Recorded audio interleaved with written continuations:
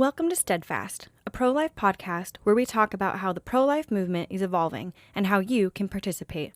Our goal is to empower you with knowledge of science, philosophy, politics, and theology so that you can go out and lovingly change the world, even if that's just one heart at a time. Our hope is that you'll feel comfortable meeting anyone wherever they are at in this moment, confronting their fears and hurt with love and compassion.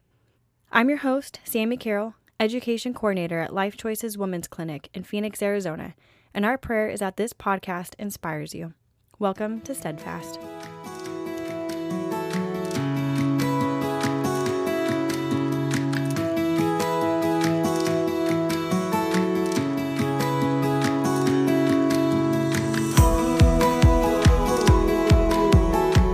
Hello, everybody, and welcome to Steadfast. Today we are talking to Jason Evert, who is a Catholic author and chastity speaker.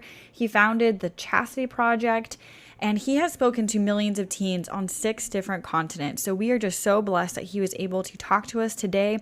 We talked about how the sexual revolution has impacted abortion. We talk about how there needs to be some sexual healing in our culture. We talk about sex trafficking and the porn industry. We talk about the difference between love and lust. And this is just such a good conversation. I really hope that you enjoy it. And thank you so much for listening. Hey, Jason, welcome to Steadfast. Thanks for having me on. No problem. Can you just tell us a little bit about yourself, your family, and your ministry? Yeah, I've been married for 19 years. I've been blessed with 8 kids. And for the past 25 years, I've been traveling around the world speaking about God's plan for human sexuality, chastity, mostly to high school students and college students, but also to parents and married couples as well. That's awesome. And how did God lead you into that ministry? I'd say 2 things. In college, I started leading high school retreats, and the kids would really open up to me about the struggles they were going through in their relationships. And so much of it had to do with just a lack of formation in human love and understanding the virtue of chastity. And then at the same time, I was also doing 3 years of sidewalk counseling in front of an abortion clinic in Pittsburgh. And after 3 years of meeting women who are having an abortion in 45 minutes, I just began feeling late. Like, why am I meeting her now? What if I had met her when she was 16? Because maybe if she learned about chastity and distinguishing love from lust, then she would never dated this guy in the first place and be in this difficult situation. So I kind of felt like I was throwing sandbags onto the banks of a flooded river when there's a dam a quarter mile upstream that was broken. I figured, well, instead of just dealing with the supply of abortion, why don't we actually look at the demand for it? Because if we remove the demand, then the supply doesn't even matter because people won't need it. Or think that they need it. And so started at the same time in college learning a little bit of John Paul II's love and responsibility and theology of the body, started sharing that with young people on their retreats, and the light bulb just went on for them. They realized this is not a bunch of regulations and rules that they have to obey. Like, this is the very desire of their heart for a love that's beautiful and pure and true. And I realized, okay, this is the charism that God has given to me. To share with young people, that it's part and parcel of the gospel, that this is good news at the end of the day. You know, that God has created you for love, and that's why you're not satisfied with anything less. That's awesome. And when did your wife get involved with the ministry too?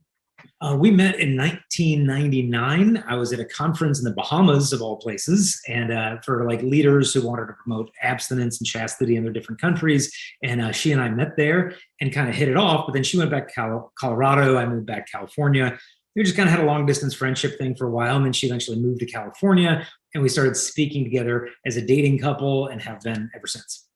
Awesome. And 8 kids. I don't even know, how do you logistically do that? Because I have 2, and my toddler snuggled me so much that I literally got dislocated ribs on both my front and my back. Yeah. So I don't even know how you logistically snuggle with 8 kids. Yeah, no, that would be a challenge for sure. I mean, one thing, a lot of people think having 8 is like having your first 2 4 times over, but it's really not. It's not. I mean, mac and cheese for 6, mac and cheese for 7. It's not really a noticeable difference. But you know, they get older and they start helping out and they start doing chores, and they're not always in diapers. I mean, granted, we've been married for 19 years and have always had a kid in diapers since 10 months after we were married. And so, in a sense, we're still in that phase, but you go through the first couple of kids are experimental anyway, as you try to figure it out. Then you get a hang of it. So, okay. I'll keep that in mind for my future. Well, we want to talk today about how the sexual revolution in America has impacted our view on abortion. And in today's culture, we're really encouraged and even expected to put ourselves first and to seek pleasure over anything and everything. So can you talk about how the sexual revolution in our culture has really influenced our perspective on abortion? Yeah, well, I mean, if you look at just contraception, for example, I saw a contraceptive advertisement that called pregnancy the mother of all nightmares. And it had like a cartoonish teenager looking at a pregnancy test, just scared to death. Well, if we're treating pregnancy like it's some kind of disease, then there needs to be a cure for the disease. And so if pregnancy is a disease, then abortion needs to be the cure. And so people are going to be sexually active and they're going to accidentally get pregnant. Well, we need a way out. And so abortion becomes that way out, so to speak. And people say, oh, well, just kids need to be protected and you need to teach comprehensive sex ed to the kids and that will lower the pregnancy rates. But it's nonsense. Planned Parenthood, their kind of research arm, came out with a study that actually found that most teen pregnancies are caused by contraceptive failure, not by the failure to use contraceptives. I mean, just hear that again. This is Planned Parenthood saying most teenage pregnancies are caused by contraceptive failure, not by the failure to use contraception. And so that's the reality. And you're throwing billions of condoms and birth controls at the problem of unexpected pregnancy. That's just fuel, lighter fluid for an abortion industry, because you'll have more people than ever having intercourse who don't expect to have babies. And so when that unexpected consequence comes, they need a way out because they want the pleasure without the responsibility. And so all these promises, oh, if we just give the kids enough contraceptive sex ed, then these problems will be resolved. Study after study show that these things do not decrease sexual activity of teens, decrease pregnancy rates, decrease STDs. They don't even increase contraceptive use. I mean, the programs don't work and everybody assumes that they do. It just creates the problem they're pretending to solve.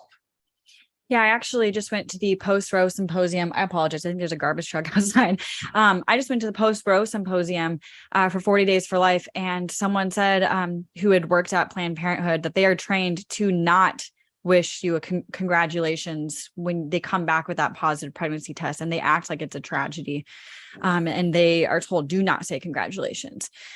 While so many people are rejoicing because Roe v. Wade was overturned, we're also talking about how we have work to do and we are at the beginning of the end of abortion. And I think that there has to be some sexual healing in our culture first, as well as a new understanding of our identity in Christ, because we won't be able to fully embrace God's plan for us until we let go of this notion that this is my body and I can do what I want with it. So can you expand upon that idea, and especially with this whole argument for bodily autonomy for a right for abortion? I saw some Democratic pro-choice politician saying that basically what we're doing is enforcing state-regulated pregnancy. Like we're forcing women to get pregnant. It's like, no. Like, and then forced birth.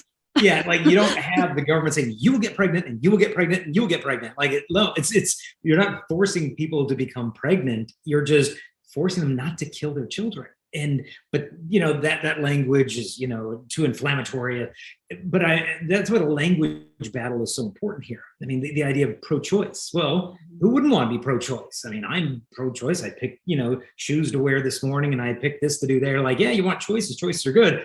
We've got to clarify what those choices are. And so, in our culture right now, I think one of the reasons we're having this anaphylactic reaction to Roe v. Wade, especially the woman's perspective, it's because the men haven't stepped up, that the men want to be able to have sexual access to these women without the responsibility of it. And it's hard enough to become sexually intimate with a man, get pregnant, suffer an abortion, and then he bails out. I remember meeting a high school girl. She and her boyfriend got pregnant. The mom forced them to have an abortion. And then later on, she got pregnant again. And she said the first abortion was so traumatic that she didn't want to tell her mom she was pregnant, so she ran away. Her and the boyfriend ran away. They actually lived and slept in a cemetery at night for a couple of weeks, to the point where they're just starving and exhausted. And she gave up, went home, told the mom she's pregnant. The mom forced her to have a second abortion. And now she's cutting and having eating disorders, and the boyfriend broke up with her. When this woman grows up 10, 15 years from now, the resentment that she would feel toward men for failing to have stepped up and protect her. And I don't know to what extent the boyfriend would have been able with the will of the mom there, but so many women just feel abandoned by the men. And so as pro-life leaders, we have to step up and realize, okay, if abortion is not going to be available, what needs to become available for these women are so many more resources than we have in place.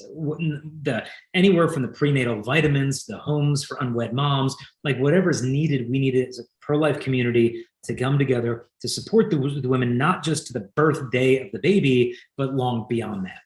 Yeah. What about the whole argument? People are like, well, this is my body. You don't have the right to say, about the baby, the baby doesn't have a right oh my gosh, how do I say this? The baby doesn't have a right to my body. Yeah. Well, I remember seeing a meme that came out after Roe v. Wade, and it said, I believe that a female should have the control and rights over her body, no matter who she is, no matter where she lives, even if she lives in the womb. And I'm like, I like it. And so it's going to this pro-choice, and then it's like, boom, here we go. You should have a right over your body. But here's the fact. The baby's body isn't your body. That is a completely different body. Every single cell in the human body that has a nucleus is sexed. And so let's say you got a boy. I mean, you have a completely distinct human body in your womb of a man. You only get to have one body. And so this is a body of another individual that exists independently from you. And say, well, people say, well, the baby couldn't live outside of the womb. It's dependent upon the mother for life. And so therefore, she has, rights over it since it can't live autonomously outside of the woman. Well, okay, where does that leave a 2-month-old? A 2-month-old can't live without someone taking care of it. A person in a nursing home that could still be years away from natural death might not be able to sustain life completely on their own. So what do we say? Well, you don't have a right to life because you need support.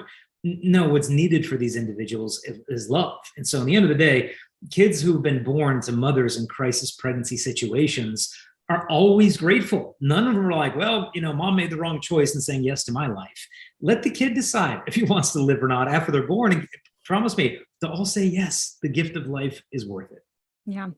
How do you think we can begin to heal our culture's broken view on sex and our identity ultimately? Well, I think we need to wed together the pro-life movement with the pro-love movement. We need to understand, what is God's plan for human sexuality and love? Because the fuel of the whole abortion industry is unchastity. And the girls going in to get these abortions, they don't want them.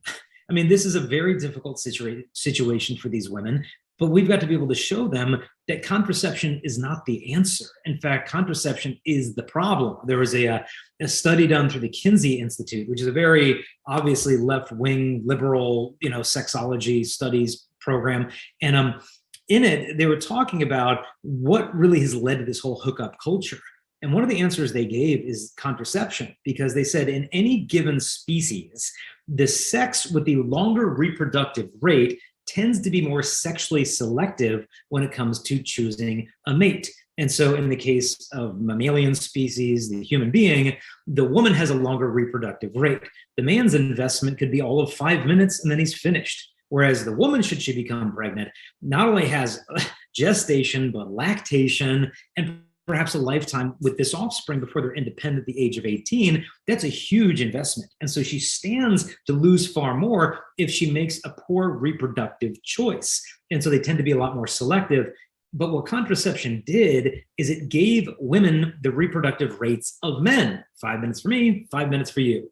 As a result, her selectiveness, the bar became much lower. And as a result, you had women having sex with men, not really caring, well, would he be a good father? Is he going to be around 2 years from now? And so because the bar became so low, when they do have intercourse and a baby comes about because of it, it's like, well, I don't want to be stuck with this guy forever. I don't want to bring this kid into this dysfunctional relationship. And so it fueled more abortion and more promiscuity because you had both partners being less selective with who they're going to bed with.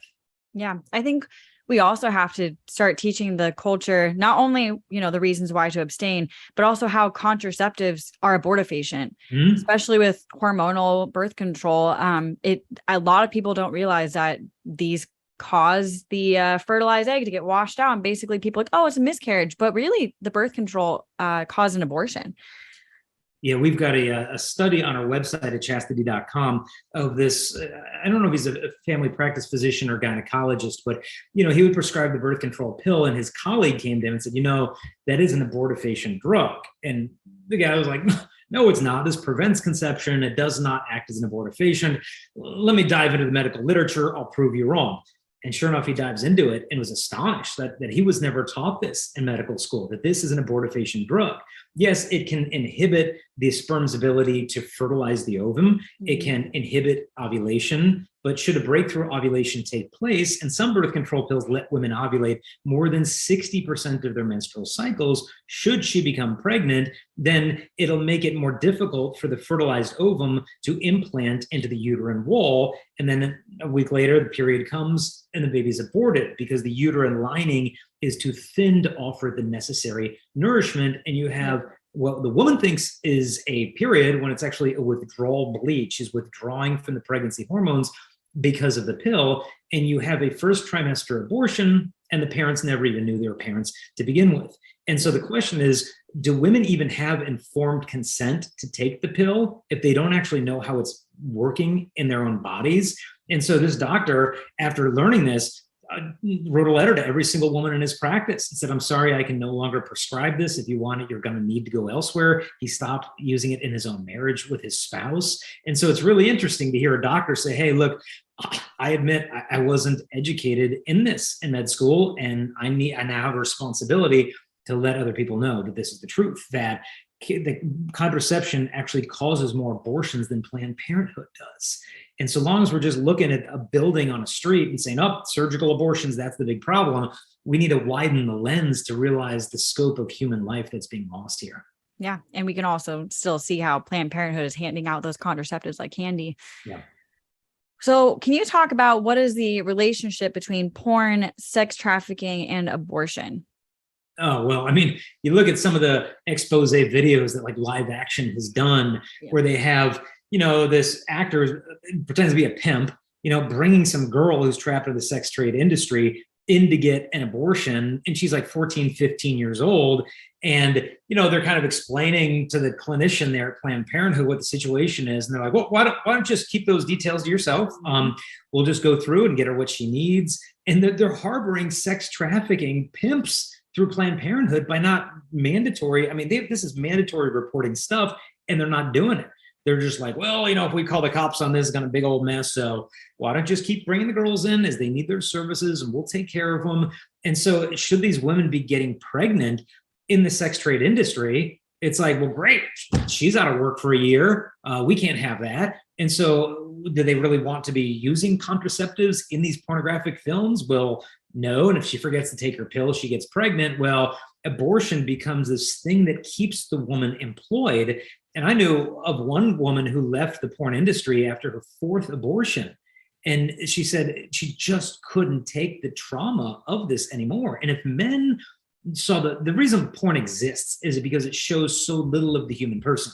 If we saw the full woman, okay, here's a woman in this porn video or on Instagram or Snapchat or wherever the heck she is, that was sexually abused by her uncle when she was 12 years old.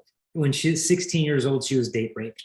And she went into the porn industry at 18. And this video you're watching right now, a child will be conceived in that act who 4 weeks from now is going to be aborted at Planned Parenthood. And then the woman is going to get home depressed. She's going to cut herself and drink another bottle of whiskey before she goes back to her sex trade industry because she's trapped in this sexually abusive relationship. Now, enjoy your film.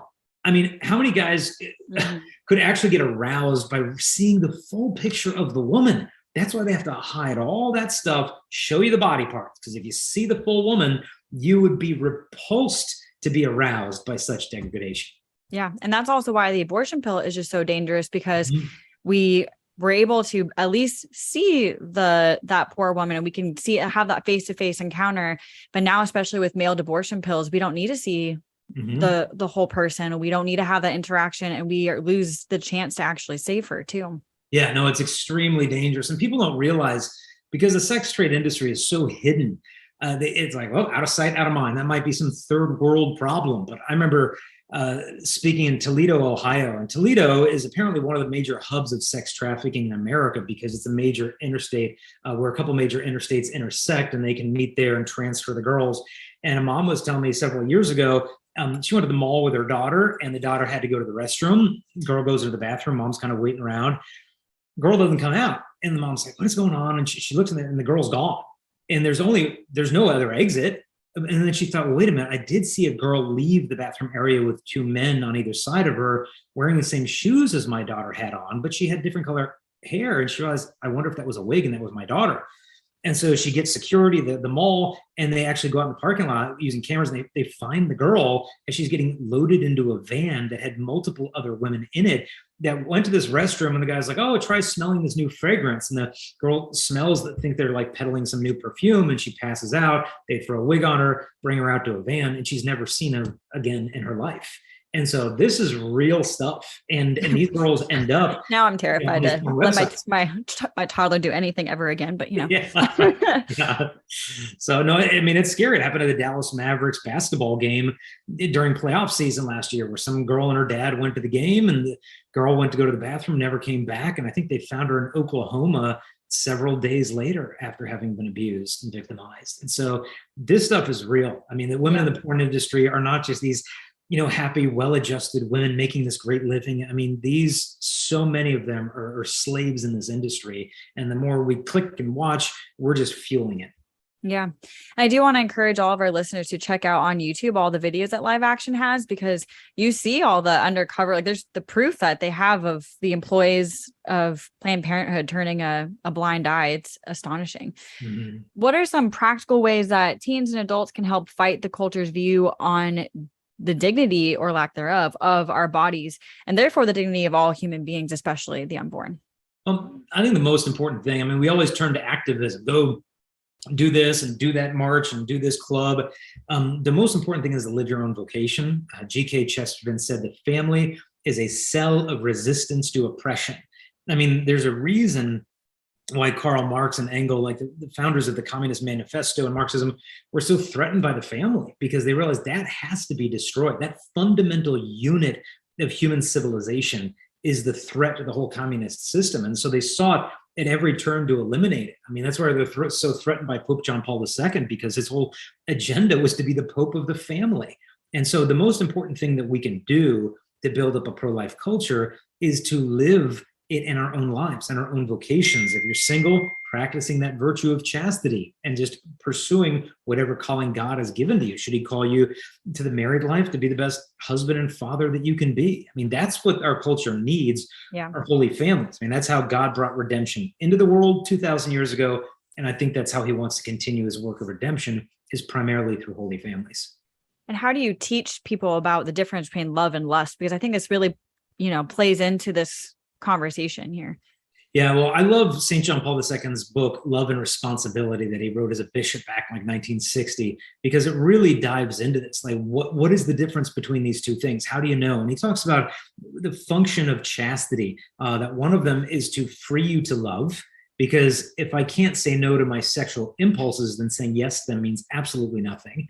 But then also it frees you to know if you're really being loved, because if a woman is not willing to be sexually intimate with her boyfriend and he leaves her because of that, then it shows very clearly it's not really her that he wanted to begin with. It was the pleasure that he was trying to extract from her. Because if he really wanted her, then he can have her without having sex. But if abstinence is what she wants to do, then and he lets go of her because of that, then it shows that that's where his intention was to begin with. And so it brings your intentions up to the surface. It's like if you have a weak flame, like a little match, you blow on it, it's extinguished. But if you send a heavy wind over like a brush fire, it turns into a forest fire. And so in the same respect, purity is a test of love. If the love is false, purity will extinguish it. But if the love is true, purity will ignite it. That's beautiful. Yeah. I know that we've talked about how rules are freeing, and you said freeing and freedom a lot. And I just think so many people, unfortunately in our culture, just view rules as, we can't do whatever we want. And really these rules, especially of the Catholic Church, actually help us get to happiness and fulfill God's plan for us. And that's actually Yeah. the best that we could do for our life. Yeah. I mean, John Paul, I mean, going back to him, his basic idea is freedom is that whatever inhibits my capacity to love, it is to that extent that I'm not free. And so if it's an addiction to lust or self-absorption or selfishness or whatever inhibits my ability to love, it's to that extent I'm not free.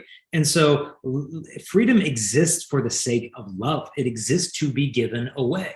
And if it's cherished merely as an end in itself, it becomes very egotistical. Like, well, I want to be free. I don't want to be tied down by a wife and have kids and it's a ball and chain. And then I can't go out with the buddies and do whatever I want. I mean, it just caves in upon itself because do I lose certain freedoms by becoming a husband and a father? Yeah, I can't just come and go as I please and stay until 11 o'clock at night with the buddies and go on dates with other girls. Like, I'm deliberately limiting my freedom, but that's so that I can be free to make a gift of myself. Because if I'm forever living in this fear of making a gift of myself, I miss the entire point of my own human existence. And that to me is the real slavery that we should be afraid of. And so I've even heard as a definition of freedom, some say, well, it's the ability to do what's right. And that's nice. But I heard this other one. It said freedom is the ability to do what you do not want to do in order to do what is good.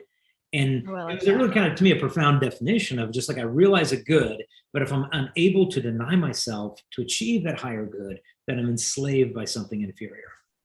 I like that. I'm going to have to steal that for, for future talks. Have you read Interior Freedom by Father Jacques Philippe? I have. I think I try to reread that every couple of years. Yeah.